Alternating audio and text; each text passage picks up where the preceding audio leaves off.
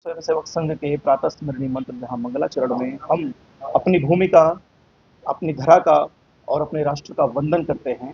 राष्ट्र को हम अपनी प्रकृति को अपनी माता के स्वरूप में मानकर अपने भीतर आत्मसात करते हुए उस सच्चिदानंद रूपी परमात्मा को अपने भीतर अनुभूत करते हैं। क्यों? क्योंकि तुलसीदास जी ने श्री रामचरितमानस में कहा है, क्षिति जल पावक गगन समीरा, पंच रचित यह मनुज शरीरा। हमारे जीन्स के एक एक डीएनए आरएनए में जो हमारा R1A1 A डीएनए है, इसमें से लेकर के हर एक स्पीशीज के डीएनए में पंच तत्व विद्यमान है। इन्हीं पंच तत्वों से न केवल हमारा अपितु तो समस्त प्रकृति का निर्माण हुआ है। जो दृश्य प्रकृति है, जो कुछ भी दृश्य दिखाई दे रहा है, अब यदि हम इसमें छेड़छाड़ करेंगे तो ये परमात्मा की सत्ता के साथ छेड़छाड़ करना होगा। इस प्रकार की छेड़छाड़ करने का सदैव जो बड़ा दंड मिला है, पूरी समूची मानवता को मिला है। पूर्व काल में लघु प्रलय से लेकर मध्य प्रलय और महाप्रलय तक भी हुआ है। हमने देखा मनुष्य के विकास में प्रथम विश्व युद्ध, फिर द्वितीय विश्व युद्ध और हम तृतीय विश्व युद्ध में प्रवेश कर चुके हैं। पूरी दुनिया दो खेमों में बढ़ती हुई नजर आ रही है। ट्रंप की जिस तरह की हरकतें इस समय आप देख रहे हैं, उससे पूरी दुनिया पोलराइजेशन की तरफ जा रही है। आज कहीं ना कहीं हमारे सामने भी ये विषय सामने आ खड़ा हुआ है कि हम समूचे विश्व के साथ अगर खड़े होना चाहते हैं तो हमें विकास चाहिए, लेकिन हमें हमारी आने वाली पीढ़ी को बचाने के लिए प्रकृति का संरक्षण भी चाहिए। ये 20x40 का हॉल जिसमें हम 4 एसी देख रहे हैं, जम्मू और कश्मीर के राज्य में अगर हमें यहाँ 4 एसी की जरूरत पड़ गई है तो हमें स्वयं को सोचना होगा कि हमने क्या कुछ खो दिया है।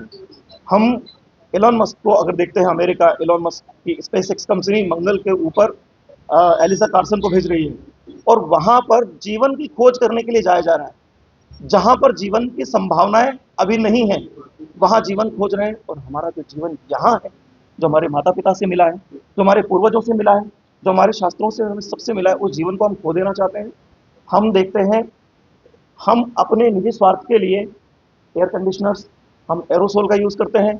एरोसोल बहुत मात्रा में बिजनेस को इंप्रूवमेंट करती है, लेकिन ओजोन की परत में छेद हो रहा है।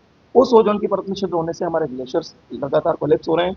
ग्लेशियर्स कोलैप्स हो जाने के कारण देखिए कितने सारे पोलर बियर्स, कितने सारे स्पीसीज, कितने सारे बर्ड्स, कितने सारे एनिमल्स और यहाँ तक कि ह्यूमन स्पीसीज पर भी इसका पूरा पूरा फर्क पड़ रहा है। हम केवल इतना कहना चाहते हैं कि यदि विकास हम कर रहे हैं तो विकास के साथ साथ हम प्रकृति का संरक्षण भी करें। इसके लिए अगर हमें चीन से सीखना पड़े तो हमें सीखना चाहिए, अगर हमें जापान से सीखना पड़े तो हमें सीखना चाहिए। ऐसे राष्ट्र जो बहुत विकासवादी हैं, बहुत विकास कर रहे हैं और उन देशों ने अपने विकास में विकास का सोपान रचा है, उदाहरण दिए हैं, लेकिन अपनी प्रकृति को उन्होंने आहत नहीं किया। हमारे यहाँ जब हम नवरात्र करते हैं तो नवरात्र में हम देखते हैं कहीं भी हम दुर्गा जी का विसर्जन कर रहे हैं, गणेश जी को हम केमिकल से बना रहे हैं और उसको हम हमारी नदियों में छोड़ रहे हैं।